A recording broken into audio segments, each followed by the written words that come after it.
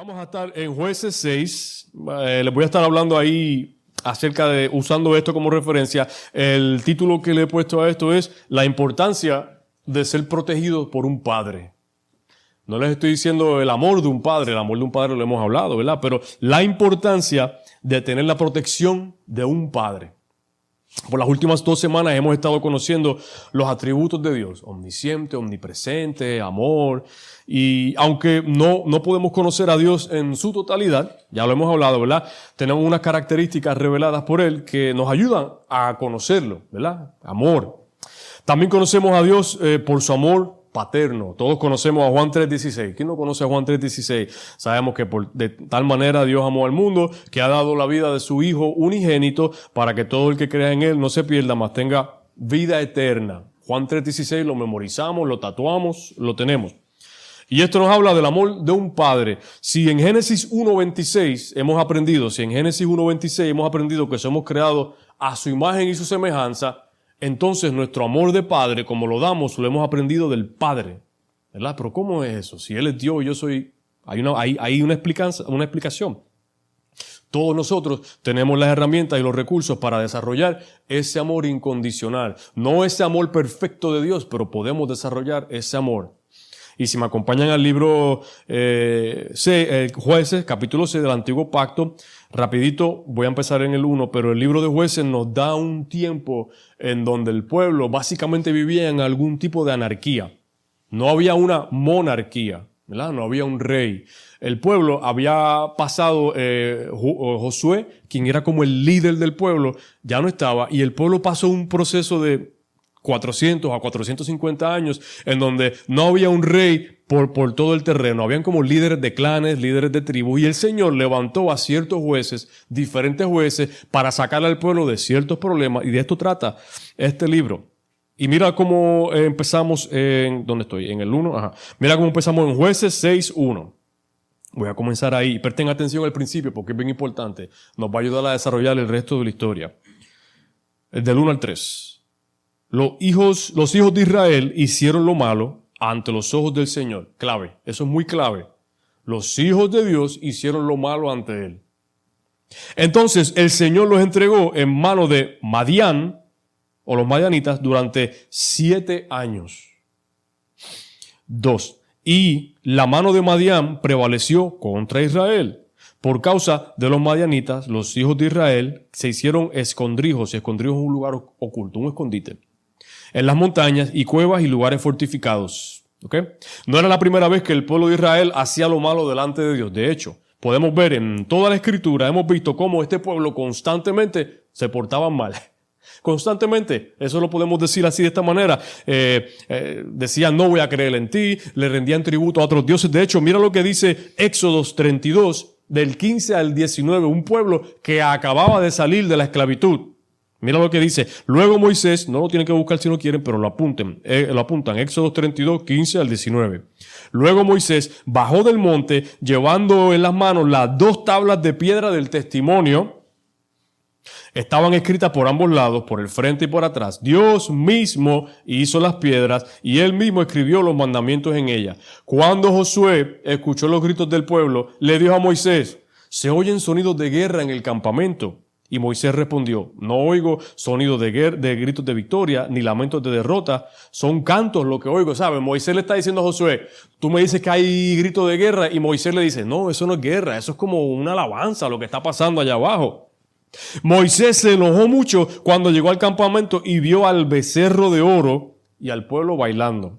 Entonces arrojó las tablas contra el suelo, las cuales se hicieron pedazos. Dios mío, las tablas que Dios escribió él mismo, ¿cómo un hombre las puede romper así? Pero bueno, el pueblo siempre ha estado buscando algo a que adorar y Dios está ahí con ellos. Entonces este pueblo no es sorpresa que están así. ¿Y por qué continúan haciendo lo malo? Nos preguntamos, ¿verdad? ¿Por qué este pueblo teniendo? ¿Por qué nosotros seguimos pecando?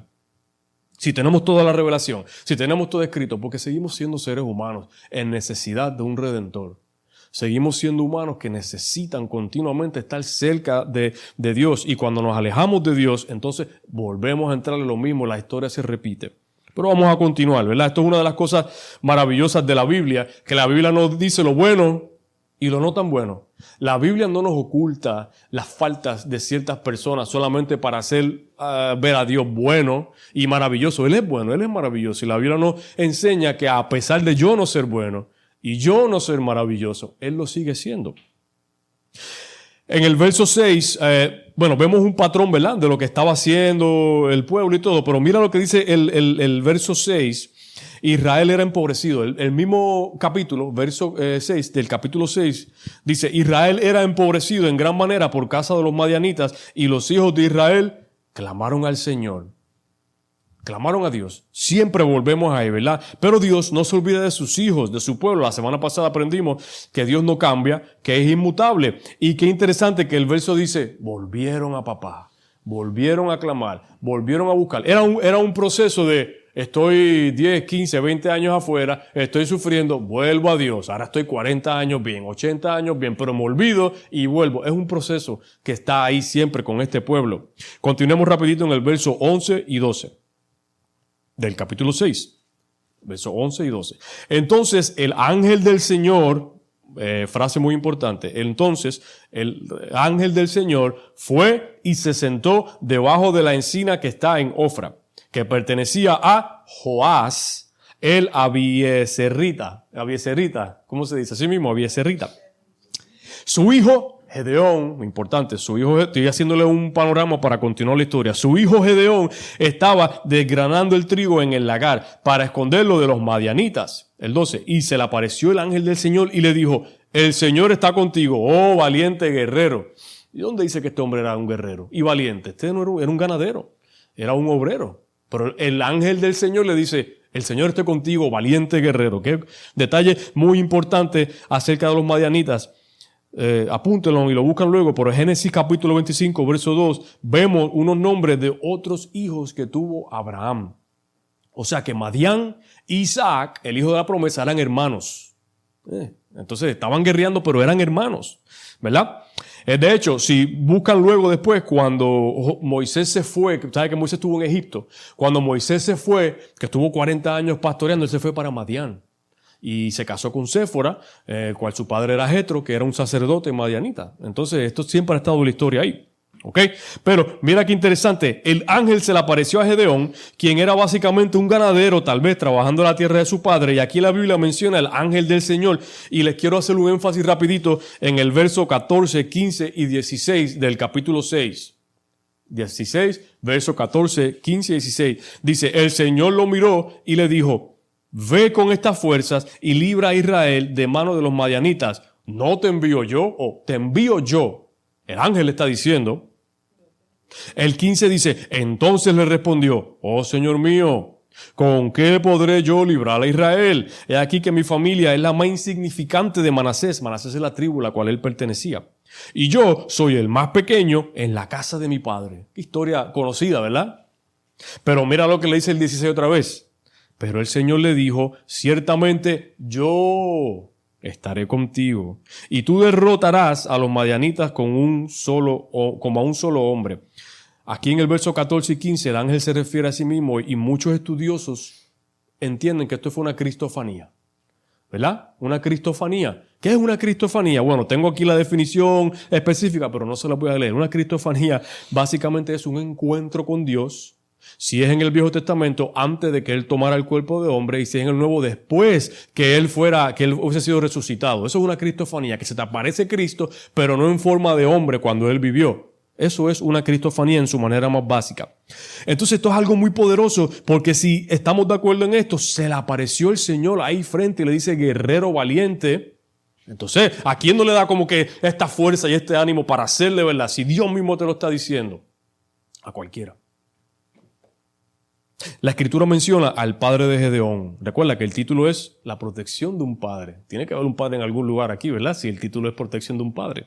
Pues la Escritura menciona a Joás, el padre de Gedeón, una persona insignificante, no muy poderosa, no muy pobre, tenía ganado, tenía siembra, ¿verdad? La Escritura lo menciona y hace un tiempo atrás, años tal vez, yo leí esta historia por primera vez y nunca me hizo clic.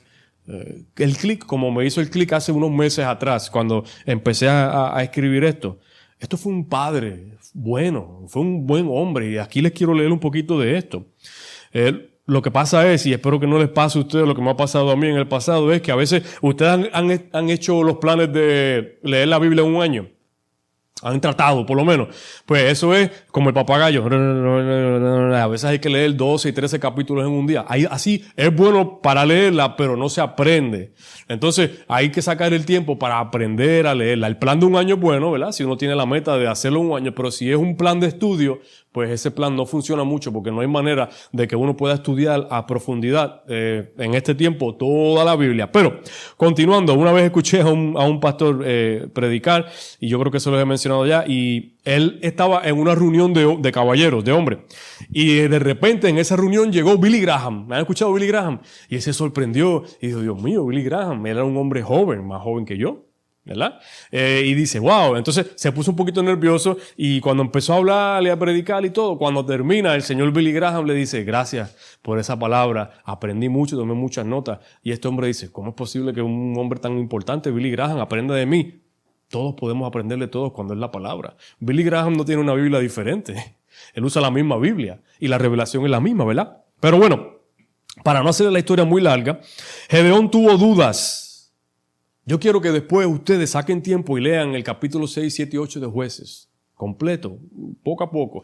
Pero van a ver que Gedeón tuvo varias dudas, ¿verdad? ¿Quién no tiene dudas? Bueno, Dios se me aparece, una cristofanía se me aparece, ok, me siento fuerte, me siento valiente, pero en mi humanidad tengo ciertas dudas, ¿verdad? Nosotros le podemos pedir a Dios en oración y ayuno por señal, porque Gedeón le pidió una señal a Dios. Lo van a ver ahí. Gedeón le pide una señal muy importante. Señor, muéstrame. Señor, dime si es cierto. Pero hay una diferencia porque a veces nosotros le pedimos señales a Dios. Ustedes le han pedido alguna señal a Dios, algo. Pero hay una gran diferencia porque nosotros podemos, por ejemplo, en oración y ayuno pedir una señal. Por ejemplo, Señor, si es tu voluntad, ayúdame a estudiar tu palabra, ayúdame a ayudar a mis hermanos. Pero si es tu voluntad, ayúdame en el ministerio, provee los recursos. Nosotros le podemos pedir esas señales al Señor y el Señor nos ayuda y nos da señales. En la palabra hay, por a veces le pedimos señal, Dios, si es tu voluntad, que se levante el carro, que se prenda en fuego y luego que un viento venga y lo apague. Hay personas que le piden esa señal, ¿verdad? Dios no trabaja así. Señor, sí, yo he escuchado que, no sé si le he dicho que alguien le dijo, Señor, si eres tú, que el predicador me tire un zapato desde el altar, desde la plataforma, y si le raja la cabeza. Y si le rompe la cabeza y tiene que ir al hospital, ¿verdad? Es que Dios no trabaja así. Pero la señal de Gedeón no estuvo fuera de lugar. ¿Por qué? En el texto nosotros podemos ver algo muy importante, pero cuando Gedeón le pide la señal, el pueblo de Israel estaba en completa turbulencia política y cultural y religiosamente. Recuerden que el periodo de los jueces es un periodo en donde el pueblo está perdido, literalmente perdido espiritualmente. Ellos creen en Dios, pero ellos también le sirven a otros dioses. Entonces, cuando Gedeón le dice, Señor, háblame, es porque ya él tiene una experiencia de otros dioses y él quiere estar seguro de que es este Dios. No es lo mismo porque nosotros tenemos la palabra, tenemos la revelación y yo sé que la palabra me dice que yo no le debo estar pidiendo al Señor que prenda un carro para que después la lluvia lo apague en fuego y después porque eso no, así no trabaja Dios. ¿Ok? Pero mira qué interesante en el verso 19, porque Gedeón le dice, dame una señal. Espera, le dice, espera, que yo me voy a ir y yo voy a coger y voy a hacer una ofrenda. Y yo te voy a traer una ofrenda y yo te voy a traer a ti. Espérame que yo vengo, dame esa señal, ayúdame de esa manera. El verso 19, antes de eso, es importante entender entonces que Gedeón sí conocía a Dios, porque ¿cómo sabía él que iba a hacer esa ofrenda? ¿Cómo sabía él que le iba a presentar? ¿Cómo sabía él qué quemar, qué sacar, cómo hacerlo? ¿Y cuánto se tarda esa ofrenda? ¿Cuánto se tarda uno ir a buscar un animalito, degollarlo, limpiarlo, quemarlo? Horas, o no sé, un día, horas, ¿verdad? Buscar el animal. Pues Gedeón conocía esto. Entonces esto nos dice a nosotros que ellos tenían conocimiento del Dios creador. El verso 19 dice, Gedeón entró y preparó un cabrito y panes y levaduras de 20 kilos de harina. 20 kilos, 40 libras, bastante. Puso la carne en una canasta y puso el caldo en una olla. Luego se los trajo y se los presentó debajo de la encina. Este ritual que ofrece de ofrendas hay que saber hacerlo.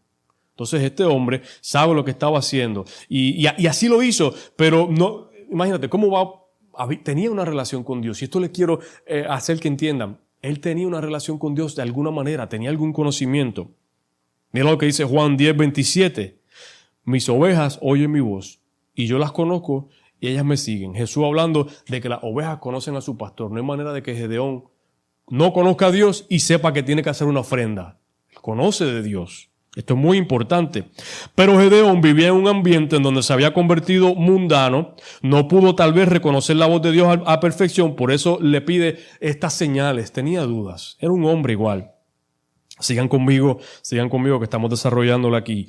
Jueces 20 al 24, si pueden entrar ahí al 20 y el 24. La historia se pone buena y el tema se pone interesante. Y el ángel de Dios le dijo, toma la carne y los panes sin levadura, ponlos sobre esta peña y vierte el caldo. Y él lo hizo así, el 21. Entonces el ángel del Señor extendió el cayado que tenía en la mano y con la punta tocó la carne y los panes sin levadura y subió fuego de la peña que consumió la carne y los panes sin levadura. Estoy en Jueces 6 del 20 al 24. Jueces 6 del 20 al 24. El 22. Dándose cuenta Gedeón de que era el ángel del Señor, exclamó, ¡ay, Señor Dios! Como exclamación de adoración, pues he visto cara a cara al ángel del Señor. Gedeón estaba emocionado. El 23 dice, el Señor le dijo, la paz sea contigo. No temas, no vas a morir. Y el 24 dice, Gedeón, esta parte importante, Gedeón edificó allí un altar al Señor y lo llamó Señor Shalom, que todavía pertenece así en este nombre. Qué interesante. Entonces, este es el panorama hasta ahora. La nación israelita vive en total caos espiritual.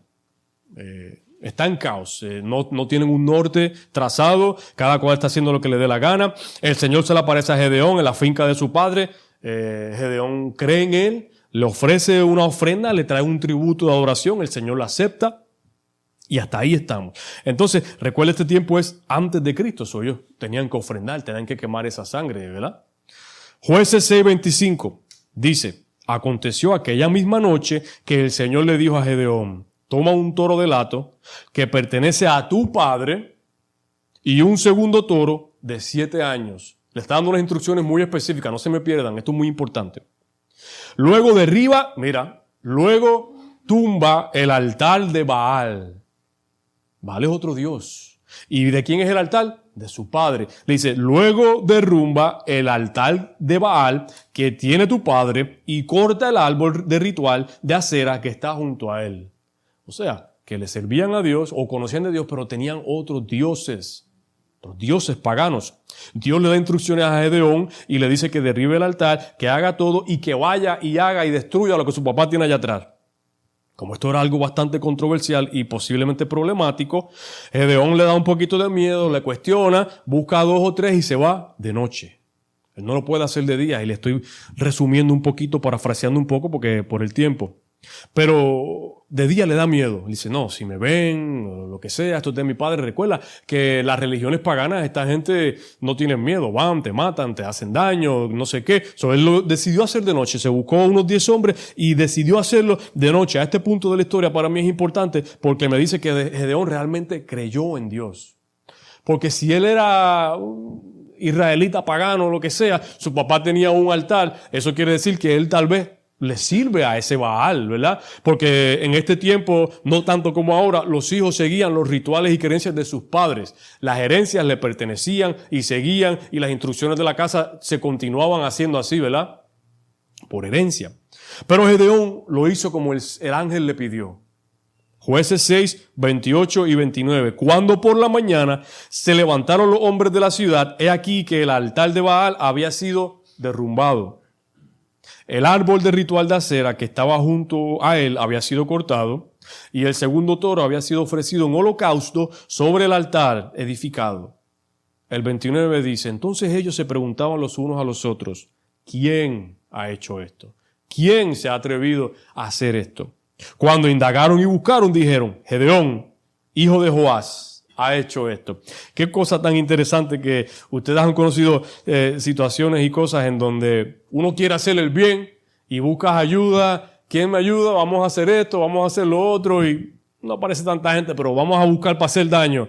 Vamos a ir a romperle esto, vamos a quemar esto. ¿Y cuántos aparecen? Aparecen muchos de nuestros amigos por ahí, ¿verdad? Porque para hacer el mal hay bastantes, pero para hacer el bien, pues Gedeón se buscó a 10 hombres para hacer el bien, pero después toda la ciudad se va en contra de Gedeón. Pueden ser cientos de personas.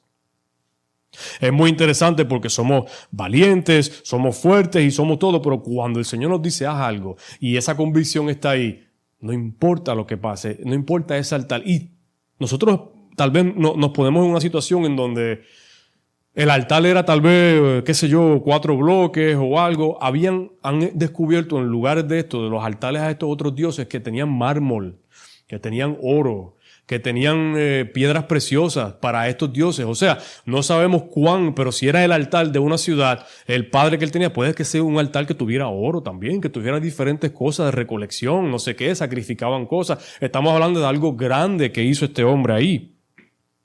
Y entonces, como dice el 29, ¿quién hizo esto? ¿Quién hizo esto? Este fue Gedeón. ¿Cómo se dieron cuenta? Bueno, alguien tuvo que haberlo dicho, ¿verdad? Nosotros somos violentos y la Biblia la confirma. Buscamos nuestro mejor porvenir y no importa lo que está sucediendo a nuestro alrededor, nuestro amigo, nuestro vecino, siempre estamos buscando nuestro mejor porvenir. Y la gente de este pueblo no fue diferente. Pero nosotros, hasta que no encontramos o hasta que no nos chocamos con esa pared del Señor, realmente decimos, wow, le pasó a Job.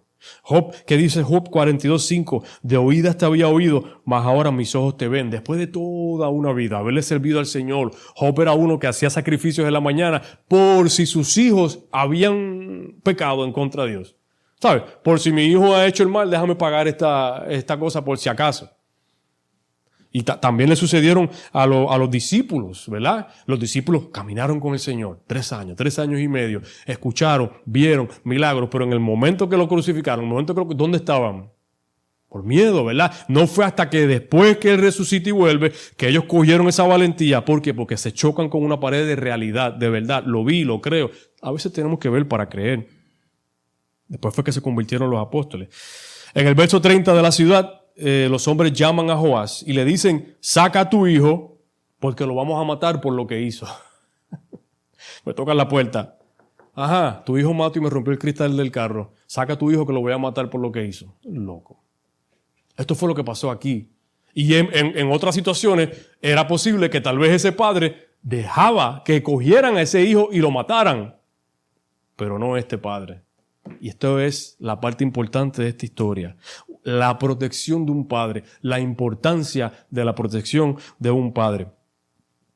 Mira lo que dice Jueces 6:31 y miren aquí lo que hace el amor de un padre en protección, porque a veces yo puedo amar a mi hijo, no se lo demuestro, no se lo digo, no lo ayude, que él aprende él solo, que él dé sus golpes, pero cuando la protección de un padre está ahí, esto hace toda la diferencia del mundo.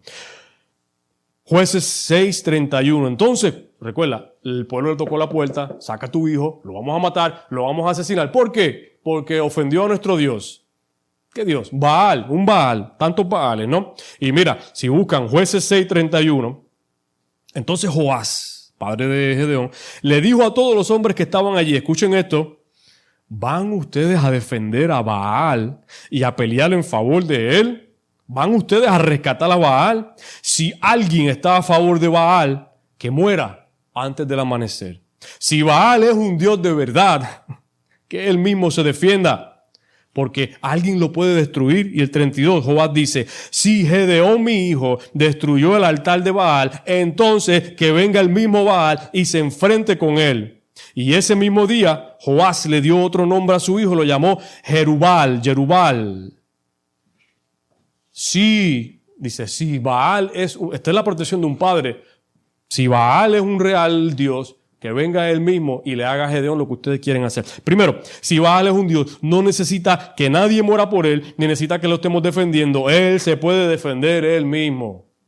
Si él es un Dios de verdad, como ustedes dicen y como tal vez él creía, él está protegiendo a su hijo de manera inteligente, de manera espiritual. Si él es un Dios de verdad, que venga a él y lo mate. Segundo, nadie va a tocar a mi hijo. Y si Baal es un Dios de verdad, que se atreva a él a enfrentarse en contra de mi hijo, porque a mi hijo no lo toca nadie aquí. Esa es la protección de un padre. Él creía en Baal. Él tenía ese altar. ¿verdad? Él creía, ese era su Dios, ese era su ritual y todo, pero el Hijo es diferente. ¿Y quién puede dar la vida? Nadie puede dar la vida por el Hijo, solamente Dios. Nosotros vemos cómo entregó a su Hijo. Nadie va a entregar la vida de su Hijo por nadie, por nada. Solamente Dios lo va a hacer realmente. Y le cambió el nombre, Jerubbaal, que quiere decir que se atreva a enfrentarse a Baal. Que se atreva. ¿Sabe? Está declarando algo muy poderoso. Yo protejo a mi hijo. ¿Y qué tipo de explicación es esa? Eso es Dios con nosotros, como Dios. Yo protejo a los míos. Yo protejo a mis hijos. Que se atreva a Satanás. Que se atreva al mundo. Que se atreva a ver qué es lo que va a pasar. Y si es un Dios de verdad, que venga él, se levante. Entonces Joás nunca realmente creyó en Baal. Entonces era algo de rutina, de religión tal vez, porque si él hubiese realmente creído en eso, defendía menos a su hijo. Esto lo hace y vemos la protección de un padre velando por sus hijos. Nadie se va a meter con mi hijo, el Hijo de Dios. ¿Quién es el Hijo de Dios? Nosotros somos hijos de Dios. Nosotros somos protegidos por el Padre que lo hace de esta manera así. Él no necesita nuestra ayuda, Él lo hace. Esto lo hizo un padre terrenal, un hombre. Ustedes, aquí todo el mundo tiene hijos. Todos tenemos hijos aquí. Esto es lo que nosotros podemos hacer. Pero ¿qué hace el Padre Dios? ¿Qué hace Él? Todo. Eso y mucho más. Como les leí, Génesis 1:26, que dice, hagámoslos a nuestra imagen, nuestra semejanza. Entonces nosotros le limitamos a Él, pero nunca llegamos. Si Él me protege tanto, si mi papá, si yo protejo a mi hijo tanto, como tanto, mucho más me protege Dios a mí. Me ayuda, me dirige, me guarda. Por cuanto nos amó tanto que entregó a su único Hijo para que todos los que creyeran en Él tuvieran vida eterna. Esto no es poca cosa y esto solo puede suceder, solo lo puede hacer el padre que reconoce la bendición de tener a su hijo o su hija. Cuando somos hijos, estoy terminando ya, cuando somos hijos pertenecemos, nos defiende nuestro padre. Hablamos en términos humanos, los que llegamos a crecer con la falta de esa protección, ¿verdad? Algunos de nosotros, nuestros padres tal vez no nos protegieron y tenemos tal vez esas cosas en nuestra mente, no me ayudaron. Nosotros lo hacemos por nuestros hijos y podemos ver la diferencia. La protección de un padre. Nosotros los adultos también necesitamos saber que somos protegidos. Nosotros también dolemos, también nos lastimamos, también pasamos desilusiones, también nos rompen el corazón, ¿verdad? Pasamos por diferentes cosas y desarrollamos fuerzas en nuestra vida. Pero nosotros ahora tenemos un Padre que nos ayuda, que nos protege. Póngalo a prueba. Póngalo a prueba. No le va a pedir que se prenda el carro en fuego y después se apague y el carro esté perfecto, pero ponga al Señor a prueba. Él lo va a hacer. Él lo va a hacer. Yo pongo mi cuello en el picador de que Dios no falla. Ahí sí. Yo sé que sí. Cuando decimos todo lo puedo en Cristo, ¿verdad? Que todo lo puedo en Cristo que me fortalece. Para obtener esa fuerza tenemos que ir donde Él. Él me va a proteger, Él me guarda, Él me guía, pero yo tengo que ir donde Él. Yo tengo que estar ahí, listo y dispuesto a recibir lo que Él tiene para mí, seguir las instrucciones y confiar en Él. Estoy terminando ya básicamente terminé con esto ahí. Estábamos leyendo ahí, cuando leímos el Salmo 22, Dios mío, ¿por qué me has abandonado? A veces también nos acercamos al Señor y nos sentimos un poco abandonados y todo, pero no podemos creerle las mentiras que el mundo nos da y nos dice de que esto no funciona y lo otro. Tenemos nuestros recursos, tenemos la palabra ahí. Si pueden, cierren sus ojos, voy a terminar y voy a orar. Ya esta es la palabra y el tiempo obviamente nos ha pasado. Pero